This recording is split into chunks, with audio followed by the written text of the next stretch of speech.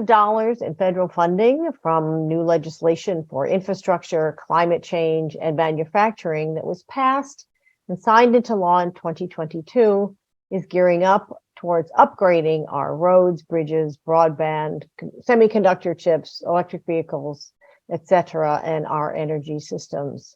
The goal is to upgrade them while also making our communities and buildings more resilient to the ravages of climate change and to reduce our energy consumption, water use, waste, carbon emissions, obviously.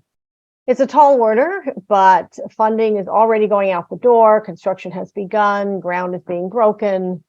In case you saw on the news, President Biden and Republican Senate Minority Leader Mitch McConnell even appeared together at an event celebrating the repair of a big bridge in Kentucky recently. But what do companies that work in this infrastructure space think needs to be done? And what do they think needs to be done to increase our resilience, to reduce our carbon emissions, et cetera? I mean, they're on the ground floor of doing this work. The government puts out the money, but the companies are the ones who are doing the work. So today we're going to find out from a leader on the front lines of one of the top companies dedicated to doing this work for many, many years. So pull up a chair and listen up. Welcome to Electric Ladies Podcast. We bring you insights and tips from remarkably innovative women about corporate responsibility, energy, sustainability, and ESG-related issues. I'm your host, Joan Michelson. We talk about innovation, leadership, technologies, and careers, always bringing a new perspective. Find us anywhere you like to listen to podcasts, on our website, electricladiespodcast.com, and through my Forbes blog as well. And please give us a 5-star review if you're so inclined, and pass it on to your friends. It makes it easier for us to be found by other people. Interestingly enough, in 2022, Edelman Trust, the Edelman company came out with their next trust barometer, and it found that In 2022, the Edelman Trust Barometer came out, and it found that the public actually trusts businesses basically more than anybody else, more than government, more than nonprofits, more than the media. In fact, it found that 61% of the, get this, it was not a small study, 36,000 people surveyed in 28 countries said that business is, quote, the most trusted institution in the country today, close quote. That's amazing. And despite the so-called Great Resignation, 77% said they trusted their own employer the most. Okay, so let's figure this out, right? So business has a unique role to play to address these critical issues, to address climate change, to fix our infrastructure. So what do business leaders think needs to be done, and by whom? Let's ask a woman in the trenches of this work every single day. I'd like you to meet Gwenaelle Avice Huet, Chief Strategy and Sustainability Officer of Schneider Electric. And we'll find out what that fancy title means that she actually does every day, I hope, as we get into this. Prior to Schneider Electric, Gwenaelle worked for ENGIE, a top European energy company, in various senior management roles, including in European and regulatory affairs and renewable energy. She's done scientific research at the French National Research Institute and the French Atomic Energy Commission on nuclear energy, and worked at the World Bank, and, get this, for the Prime Minister in France within the General Secretary for European Affairs, overseeing energy and competitiveness matters. I bet she's happy she's not in that job today, but we'll talk about that. Gwenaelle holds a degree in physics and chemistry from l'École Normale Supérieure in Kachan, I hope I'm saying that correctly, a postgraduate diploma in molecular chemistry from France's École Polytechnique, and an engineering degree from the École des Ponts et Chantiers. Without further ado, welcome to Electric Ladies, Gwen, and thank you so much for joining us. Thank you, Joan. Oh, you're welcome. You're welcome. So let's start off with the new projects that are starting as a result of the new legislation passed in the last, say, 12 months, including the Infrastructure Investment Act, the Inflation Reduction Act, and the CHIPS Act. What's your take on that legislation? Well, we're in the middle of a number of crises: energy, health, water, social equality, education, etc. And there is a strong momentum in order to change the bracket, to change the needle, and to be in a different, I would say, investment atmosphere in order to drag investment on the energy transition and resiliency at the same time. At some point, they may have some questions about what's priority between resiliency and decarbonization. Our vision is that it comes along together. For a country like the United States, resiliency is a core topic for the energy sector. We need this country to be resilient on the energy front. And to do that, there are multiple solutions, not a single one. There are multiple solutions.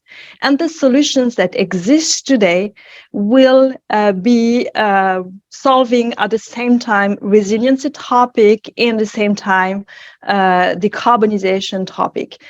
Few examples. In Texas, a few years ago, we had a big freeze, you remember, and during the big freeze, numbers of people lost energy. And therefore, it was a big, question mark around how to redesign the market, how to become more resilient. You can have more interconnection, but it takes time to build grids. And in that case, you can rely on microgrids. You can develop solar rooftop with batteries all at the same time in a given site for private, for commercial and industrial, or for residential sector, and be less dependent on the grid. And therefore, when there is a huge tension in the grid, then you're up there and being able to produce your own energy. And doing so, you solve decarbonization topic and at the same time resiliency topic. It's just to show you that we didn't wait for these packages, for the acts that you mentioned to have this topic in mind, but now it's turning to reality. There will be a lot of money investing in renewable, in microgrids, in more resiliency systems, in electrical vehicle, in all those elements that are absolutely critical to build a more decarbonization future and at the same time a more resilient one.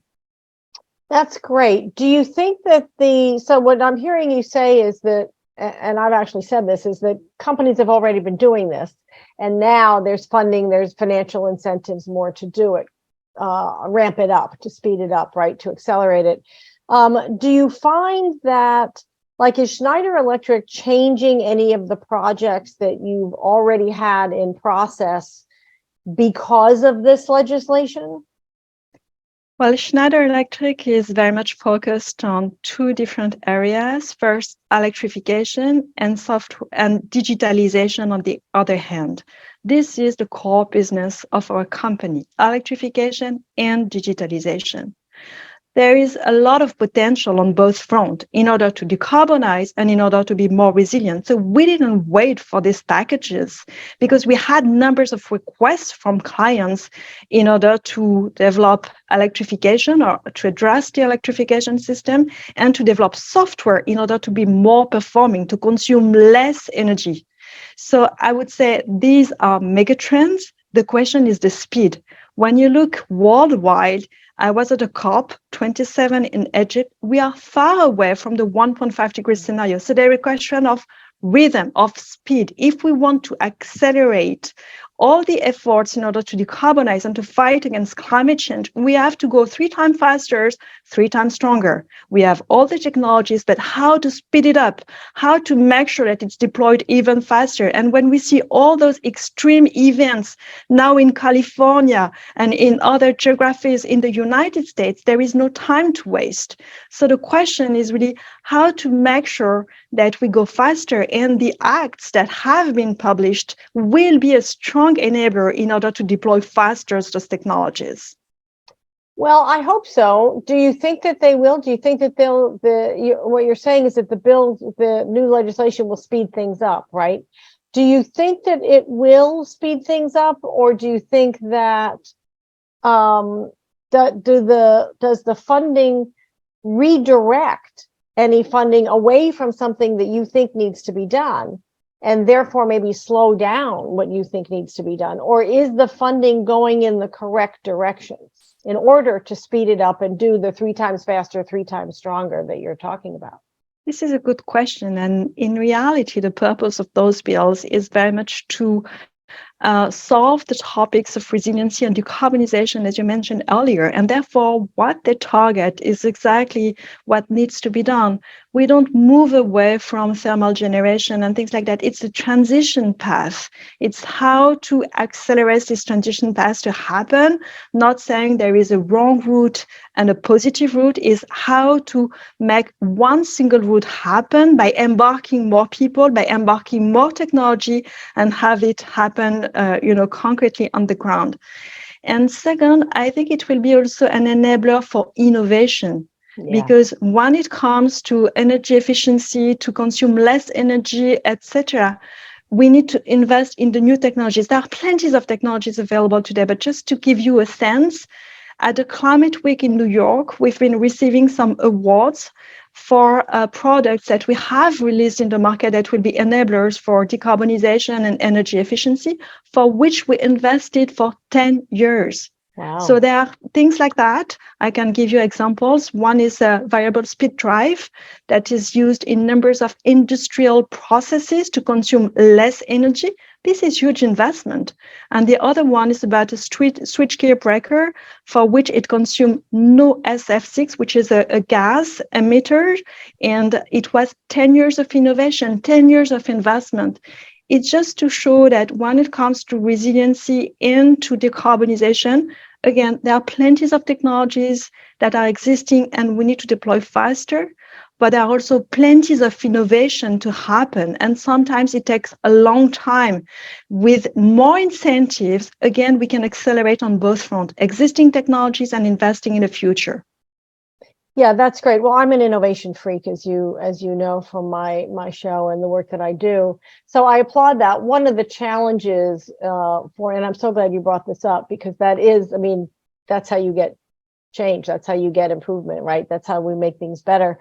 And what I'm fascinated by is what you said about how these changes are, yes, they're reducing the carbon footprint and reducing energy use, but they're also, it sounds like, also making things run better and making the process better, right? And improving lives and quality of life.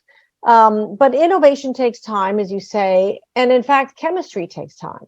So money can speed up throwing, people at a problem or buying materials for a problem or machinery, but it's not going to speed up chemistry, right? You're a physicist, you know what I'm talking about. So how do we ramp up the innovation so that it can happen faster and get more different points of view at the table to ramp that up? Because one of the challenges in the past, including at huge companies like Schneider, has been this love affair with consensus and having the same people who have been there forever doing this work and then not bringing in new ideas. Well, good question again. And if I look back at the 2 innovation cases I just mentioned, and we have others that I could share, but if I just look back at those 2 innovation cases, in fact, our CEO, Chief Executive Officer, decided that sustainability was core for all our business 15 years ago.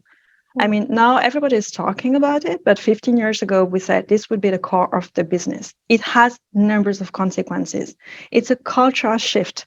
It's really embarking everybody in the sustainability journey. It's training people on what sustainability means. And therefore, it's making sure that when people are working for research and development, they are looking at a sustainability angle anytime.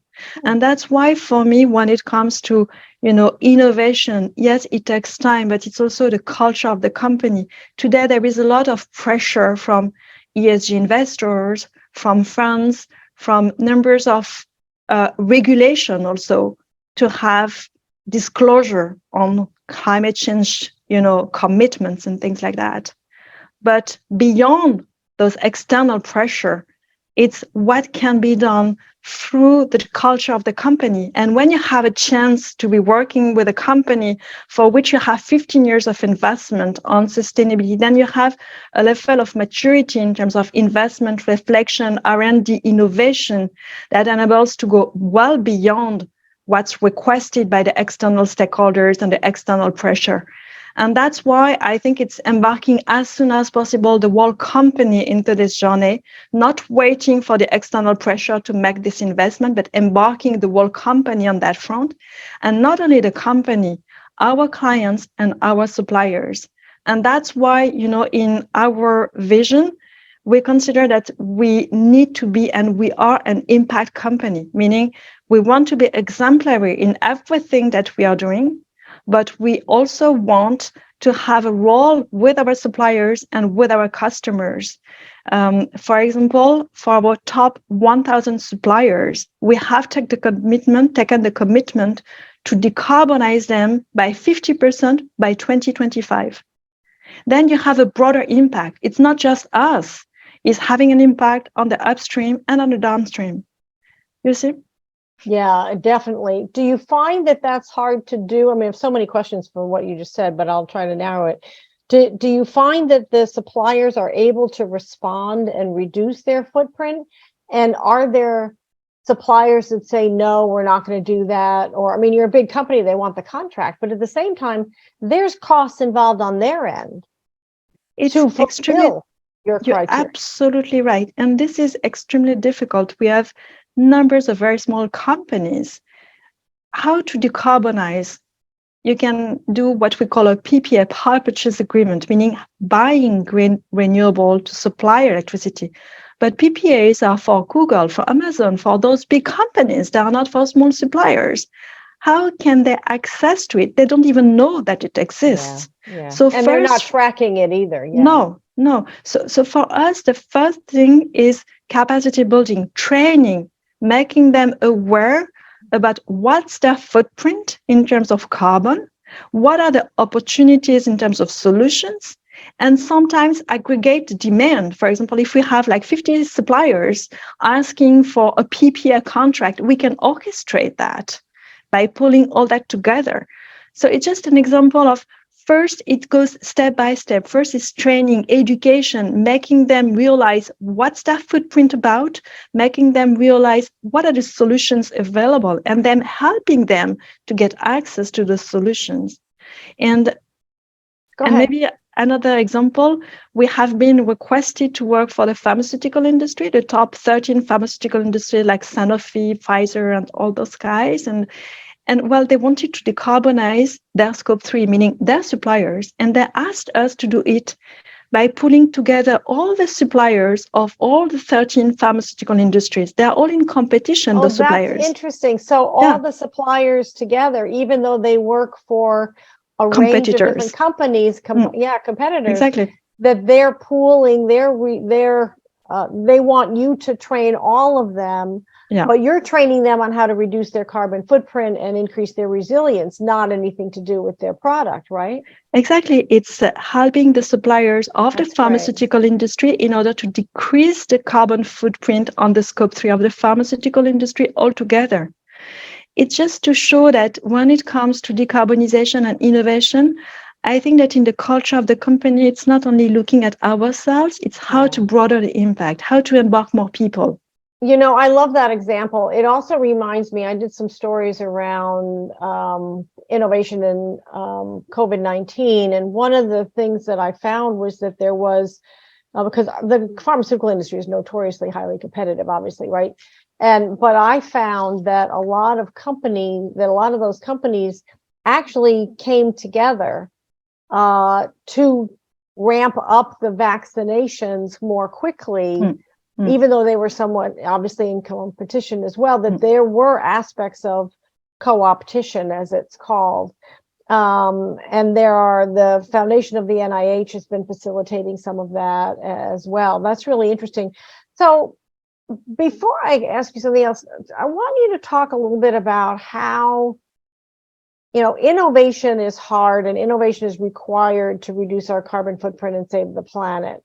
And you're talking about something very profound, which is a culture shift of an entire, what do you have, 100 and some odd thousand people working there around the world.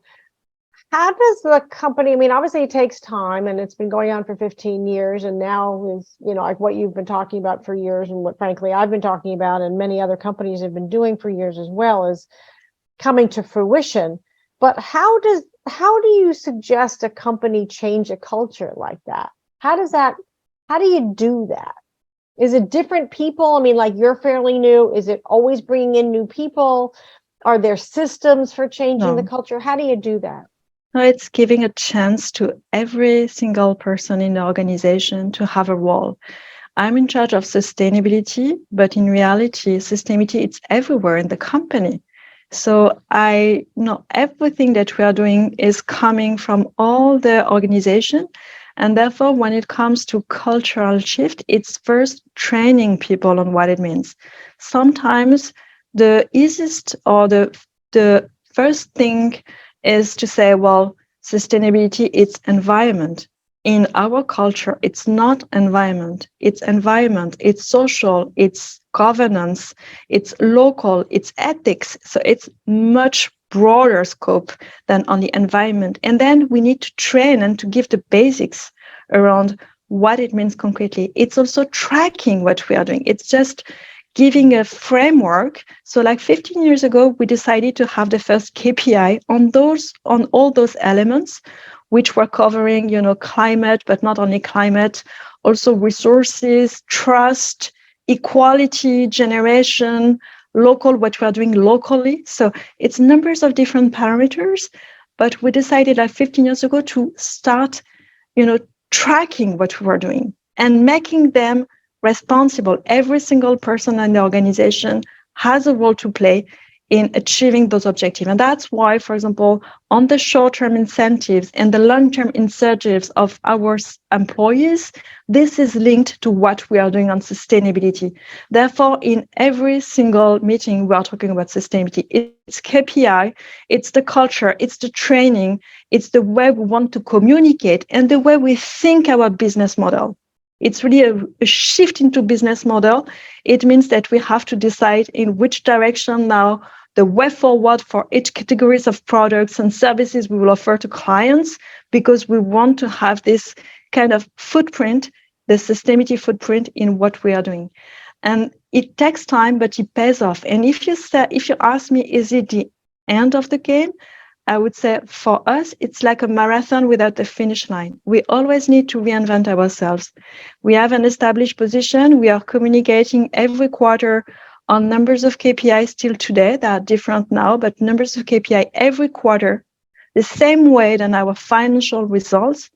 But it's not enough. Even internally, we always need to reshuffle and to make sure that we think about what will be the next trend. For example, on biodiversity, are we well positioned? What's happening on circularity? We see numbers of weak signals in the market relating to ESG on the whole spectrum, and we need to anticipate and we need to make sure that people are not staying focused on their existing position, but always staying ahead of the game. Well, and it's tricky for you guys because the machinery that you create requires capital investment that takes a long time, and it's a very heavy investment sometimes, I imagine. And so that's a big business decision. I saw on the website that 76%, I think it is, of the Schneider Electric products are considered green premium. So if you can just really quickly explain the difference between green premium and what you're describing now, because what you're describing now is basically all our stuff goes through that framing, right? So what's the difference between the green premium, quote unquote, and looking at your entire business model and your entire portfolio through a sustainability lens? So exactly. So we have numbers of products, software, and services that we have been developing. And some years ago, we wanted to create a label that is now well recognized internally, that is the Green Premium label, under which we had numbers of criteria that these are completely audited. And we wanted to transparently communicate every quarter where we stand in terms of revenues that are matching those criteria. Basically, they are based on 3 elements. First, it's about trust, making sure that, everything, the hazardous substance, etc., it's compliant with the most rigorous regulation in place in EU, China, every single geography. So first element, it's that one regarding compliance.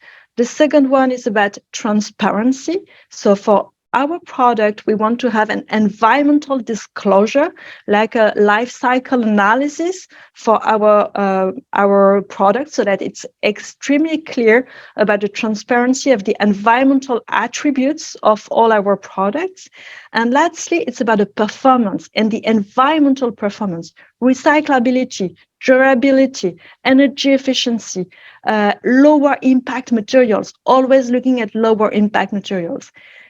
These are the criteria that qualify a product and activity as green premium. And we track that. And our ambition is to have 80% of our revenues being under this green premium label by 2025.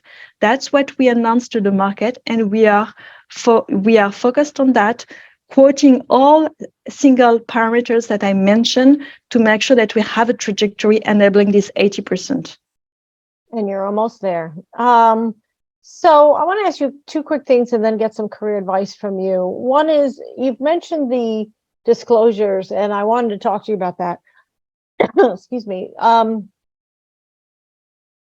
European regulations are much more rigorous than those in the United States. But the SEC, as you well know, is proposed climate disclosure, risk disclosure rules, and they're going to be issuing the final ones fairly soon.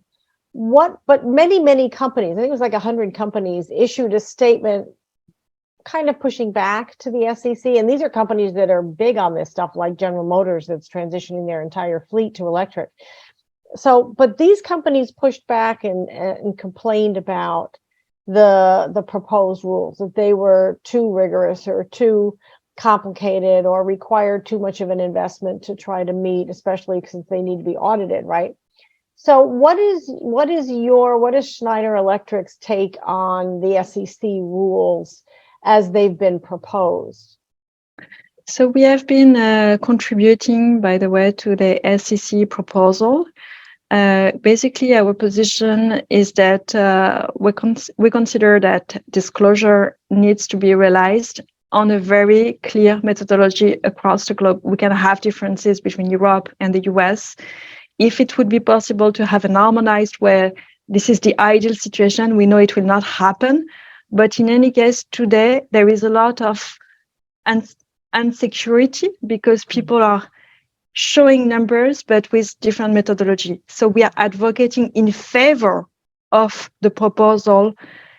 It can be less complex than it is presented, and especially when you have the EU regulation on one side, the US regulation on the other side, that could happen. At the end of the day, it can be quite complex to manage.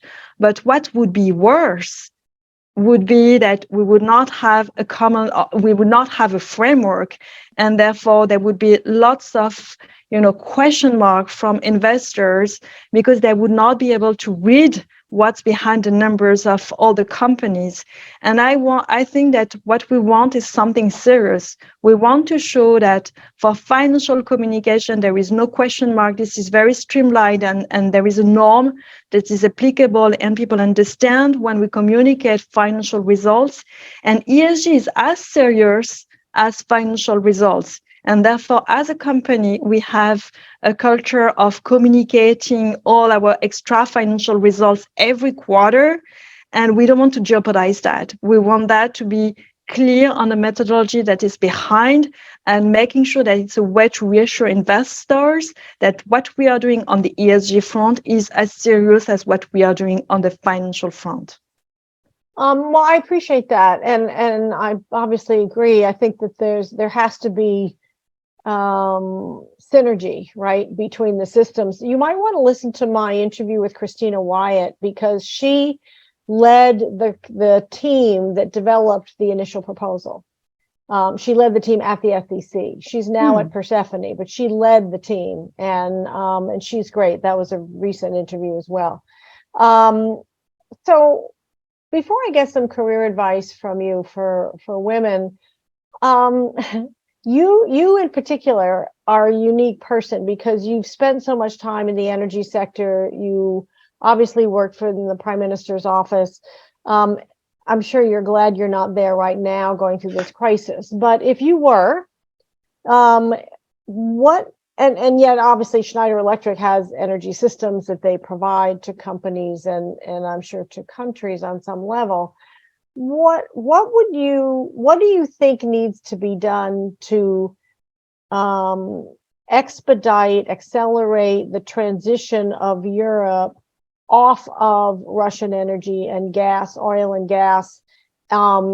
Yes, because of to save Ukraine, but also because it's the right thing to do, and they've been moving in that direction anyway. The war sped it up, but what would you change? How would you go about, like if you were advising the Prime Minister, what would you tell him?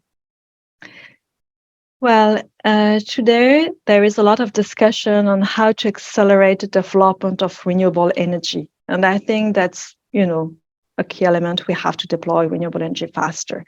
Believe it, for example, in France, to build a wind farm, it takes 10 years. 10 years because the administrative process is very long, etc. So we need to go faster. And by the way, there was some discussion at the European Council in December to go in that direction. The problem is that it's not enough because we are very afraid, very concerned by next winter, the winter of next year, and we will not have a bunch of renewables coming online by that time. So we need quick measures. What are the quick measures?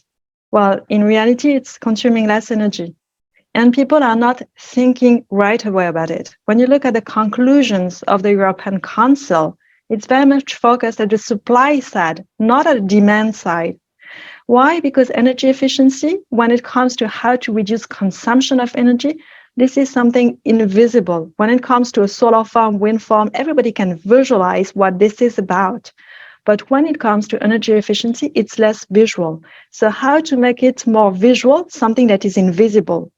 And in reality, what I would advocate is making sure that, for example, in buildings, we implement software in order to optimize the consumption. It's quite easy to deploy. It can be done in a single year, and you have immediate results. You can reduce the consumption up to 40%. So can you imagine? It's just to show that beyond renewable energy, that is for sure something that we have to accelerate. We have to push on the demand side and segment by segment. What can be done on buildings? There are solutions for buildings. What can be done for data centers? Huge consumer of energy.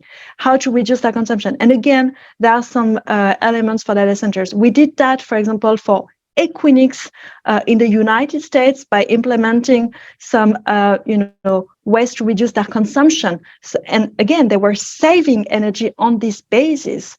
So it's just to show that segments by segments, building data centers, infrastructure, residential, etc., we have solutions that are invisible through software, optimization, performance, and energy efficiency. And I think this is something that needs to be done. And lastly, we are not talking about it, but it's to enable the transition from thermal generation into electrification in industrial processes. We still have a lot of industry consuming thermal, for example, for furnace and things like that. We can transition to electrical and then optimize the performance through energy efficiency. But this requires time, and it has to be started now to make sure that in the years to come, the electrification of the industrial processes will be made.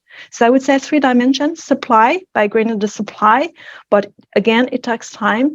Second, quick win solutions with energy efficiency through software. And lastly, transition from thermal generation, thermal usage into electrification usage. And one example for just maybe to give one is mobility. What happened through the transition, especially in Europe, but also in the US, from thermal thermal consumption towards electrification, it went very fast. So you see, this mobility sector has shifted into electrification. Why not the industry? We have to look at every single processes and look what's the pathway in order to electrify those processes. Yeah, no, I totally agree. And it's a good perspective. And it's always multidimensional, and it always takes more time and money than you expect. Hopefully they're going down this path. Just real quickly, because you did work on the Nuclear Energy Commission, I know that France has a lot of nuclear energy. Germany went off it as a result of the Fukushima crash. But do you support an increased use in nuclear energy as well? I think that in Europe, we have bases, we have some installed capacity with Belgium and with France in particular.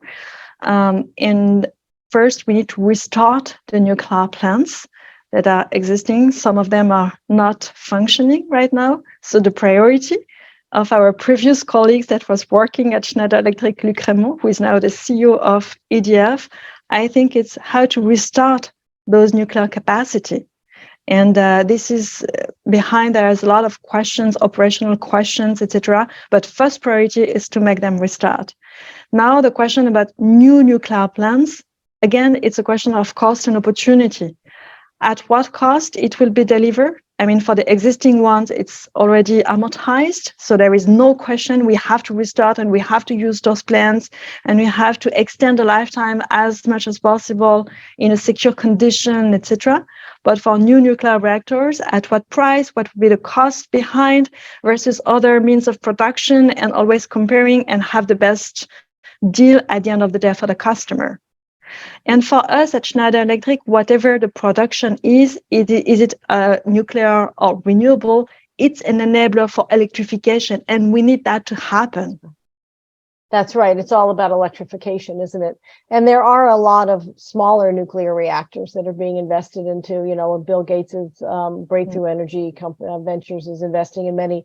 Well, I could talk to you forever, but I'd like to close with, I like to give career advice to mid-career women. So think about a woman who has 10 to 15 years of experience at least, who has an education, who knows, so she's been working a while, she knows what she's good at, she knows the kinds of environments that she's good at, but she wants to make money, she wants to advance in her career, so she's ambitious, and she wants to make a difference as well.